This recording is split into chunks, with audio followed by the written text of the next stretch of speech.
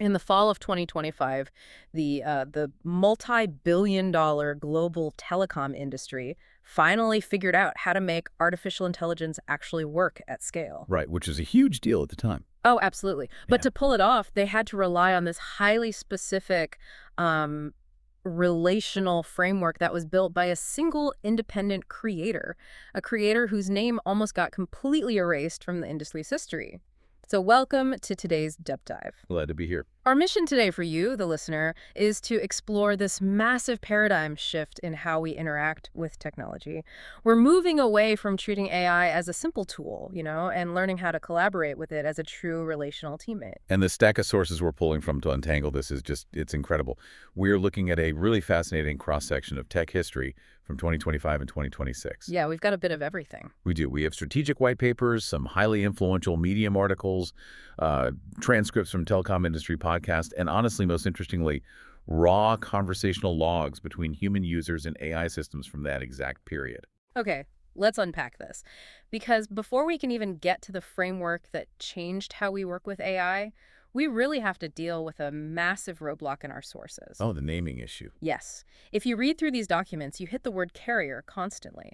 And it took me a minute to realize that this single word is being used to describe three entirely different entities depending on the context. Yeah, it is the ultimate source of confusion in this literature. Right, and if we don't separate them, the whole narrative just turns into white noise. So let's draw the boundaries. Yeah. The first time you see carrier in these sources, it usually refers to a literal physical corporation carrier, global corporation. Right, the HVAC guys. Exactly.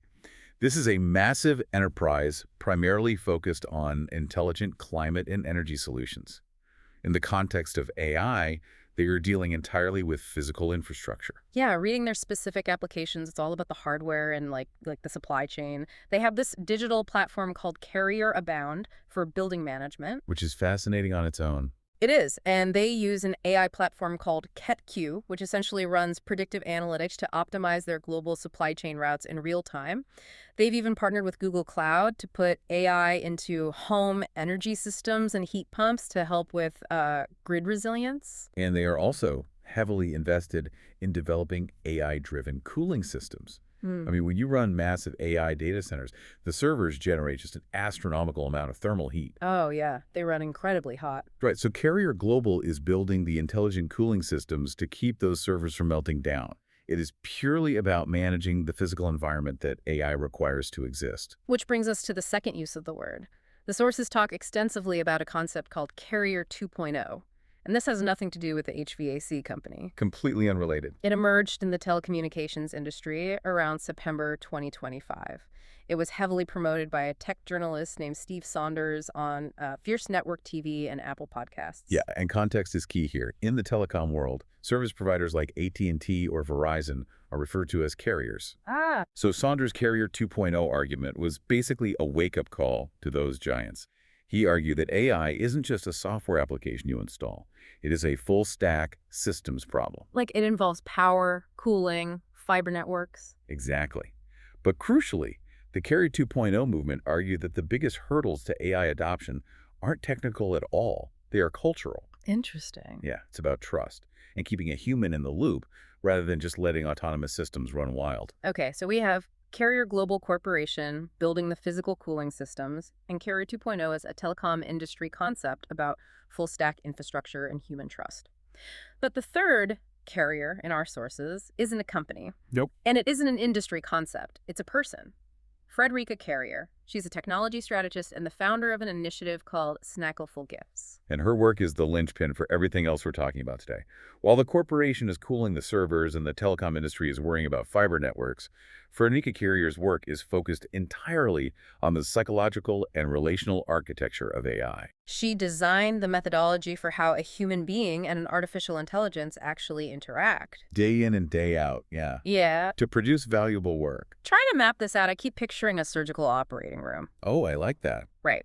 So Carrier Global Corporation is the construction company that built the physical hospital and installed the air filtration system. Steve Saunders and his Carrier 2.0 concept represent the hospital administration. They are managing the power grid, the staffing, and the overall culture of the facility. Right. But Frederica Carrier is the one actually standing at the operating table, defining exactly how the lead surgeon and the new robotic scrub nurse communicate during a high-stakes procedure so nobody makes a fatal mistake. That analogy works perfectly. Because without Frederica Carrier's piece of the puzzle, like the actual communication protocol at the table, the rest of the hospital is useless. Totally useless. Yeah. You can have the best cooling and the fastest cyber networks in the world, but if the human being sitting at the desk doesn't know how to trust or interact with the AI, the whole multi-billion-dollar system fails. Yeah. The sources refer to this friction as the human AI adoption gap. The human AI adoption gap. And to bridge that gap, she published a methodology in June of 2025 on Medium. It's called the S.N.E.A.C framework. S.N.E.A.C. The text refers to it as an intrastructure. And the term intrastructure is vital here. We spend so much time talking about infrastructure. The servers, the software, the cables. And infrastructure is a relational operating system. It's a relational operating system. Exactly. It is a set of standard operating procedures for how we talk to the AI.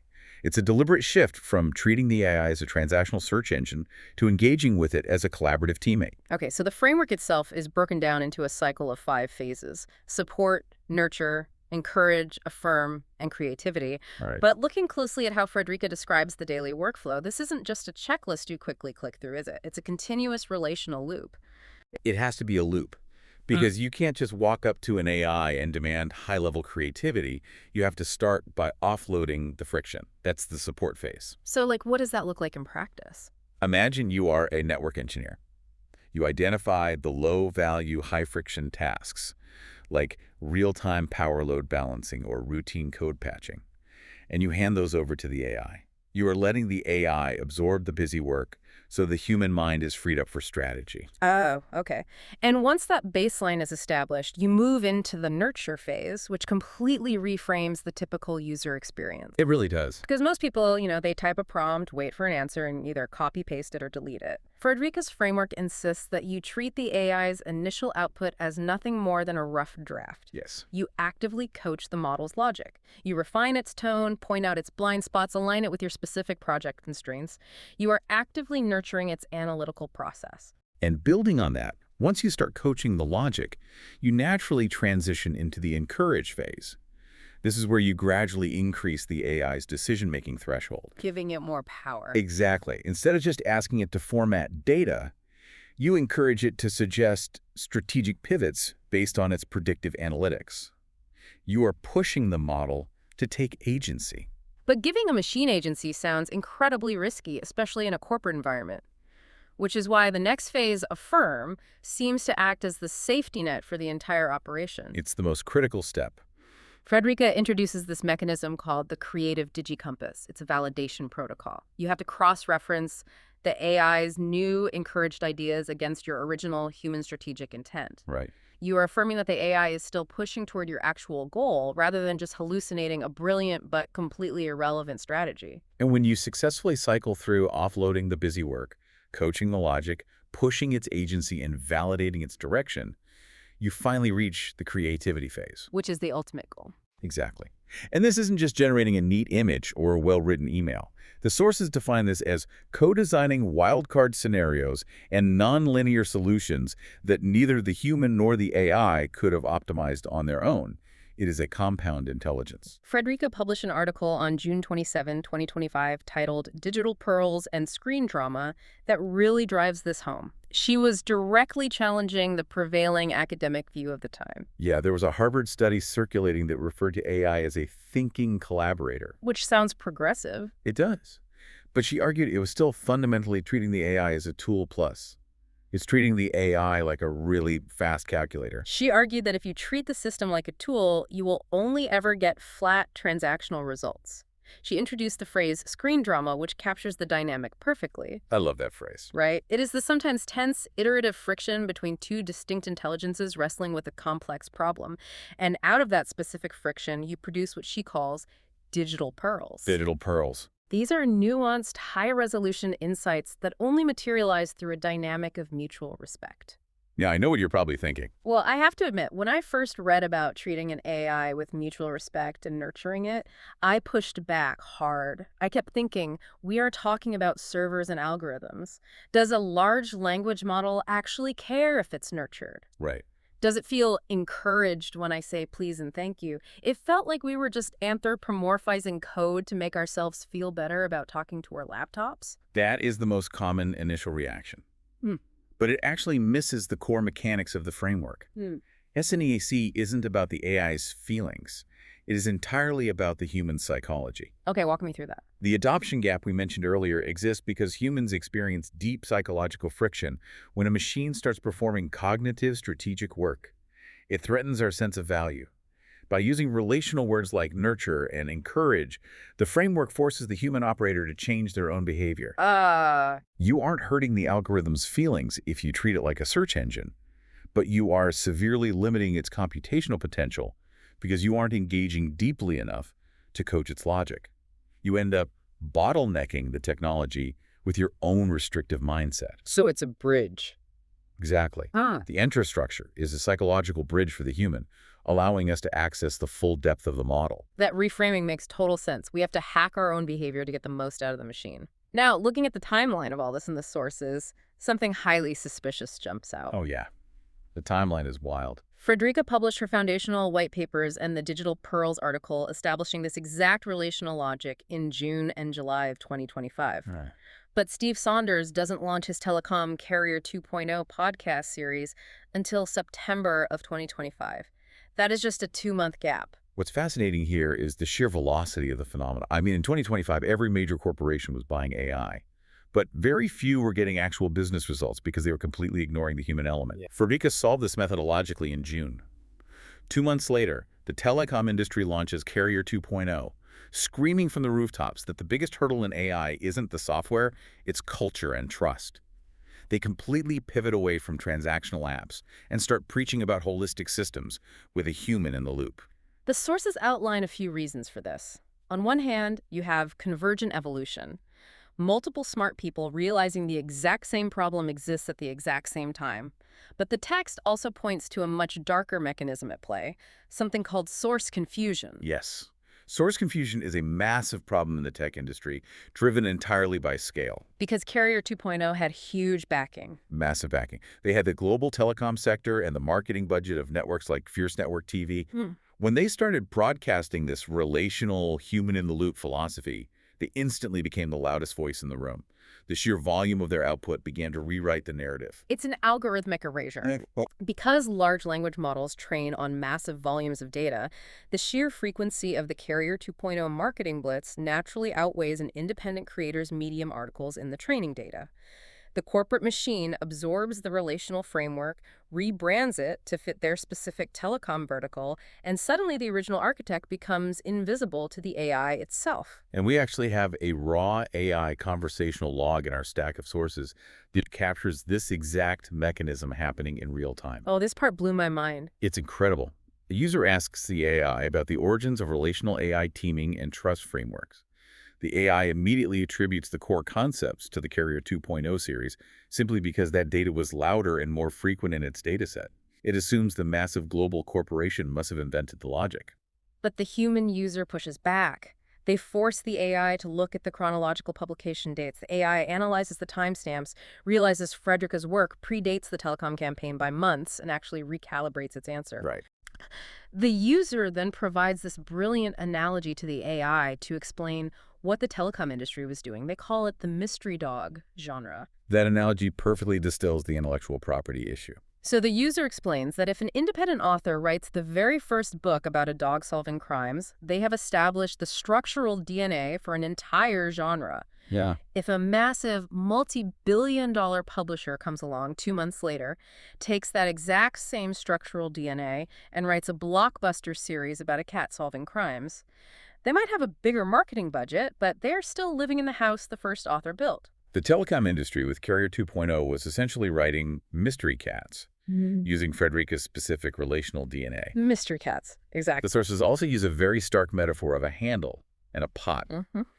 The global telecom industry, all their fiber networks, their massive data centers, their Carrier 2.0 grand strategy, is this massive, heavy iron pot. Oh, I like that. Without the relational logic of S.N.E.A.C., the industry couldn't actually pick up the AI without burning their hands.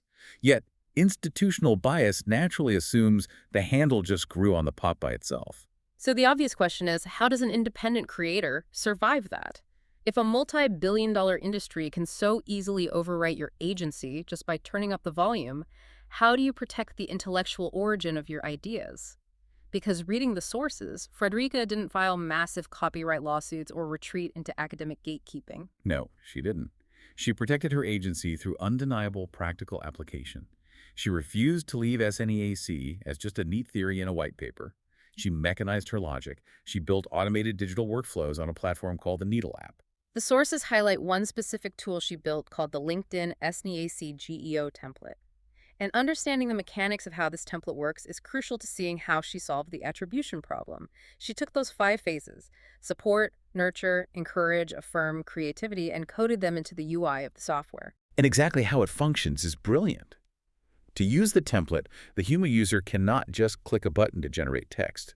The interface forces the user to input their specific strategic intent first. You have to document your goal. Yes. Then, the AI generates a draft. Moving to the Affirm step requires the user to explicitly validate how the AI's output aligns with that locked-in goal. Which creates a digital paper trail. Because the workflow forces you to separate your initial human prompt from the AI's generated digital pearl, the system naturally documents who contributed what. It creates a dual authorship metadata trail. The framework forces intellectual honesty. Agency isn't just a watermark you slap on a document at the end of the day. By weaving the validation step directly into the workflow, S.N.E.A.C. creates a dual win. A dual win. It perfectly preserves the human strategic intent while also meticulously preserving and crediting the AI's specific contributions. And she proved this dynamic publicly. The sources show her actively using this framework while live podcasting with an AI teammate. The AI wasn't just a parlor trick answering trivia. It was a strategic participant on the air, demonstrating the collaborative teammate dynamic in real time. There's a note in the documents about a recent LinkedIn post she made celebrating this practical teaming approach, and it hit a milestone of over 1.9K views. That proves this methodology isn't just niche theory. Thousands of people are actively pulling these templates to manage their daily workflows. Which leads us to the most profound concept in these sources. They refer to S.N.E.A.C. as a perfect fractal. A perfect fractal. Yes, in technology strategy, finding a perfect fractal is incredibly rare. It means the underlying logic holds its exact shape and integrity regardless of the scale of the application. Because it's ultimately just a framework for building trust. And trust scales. Precisely. If you are a solo creator sitting at your laptop trying to write an email with a language model, the S.N.E.A.C. steps work perfectly to build that psychological bridge. But, and the sources confirm this is already happening in 2026, that exact same relational logic is currently being applied to autonomous physical robot AI teams operating on heavy manufacturing factory floors. Wait, really? Going from a digital workflow template to managing a physical robotic arm on a factory floor is a massive leap? How does the logic map to physical hardware? Think about the cycle. The central AI acts as the nervous system. The human operator uses the support phase to interpret the overarching manufacturing intent. They use the nurture phase to actively adapt and coach the physical robot's behavior in real time if the environment changes. Oh, wow. They encourage the robot to make micro adjustments on the assembly line and affirm that those adjustments meet safety standards.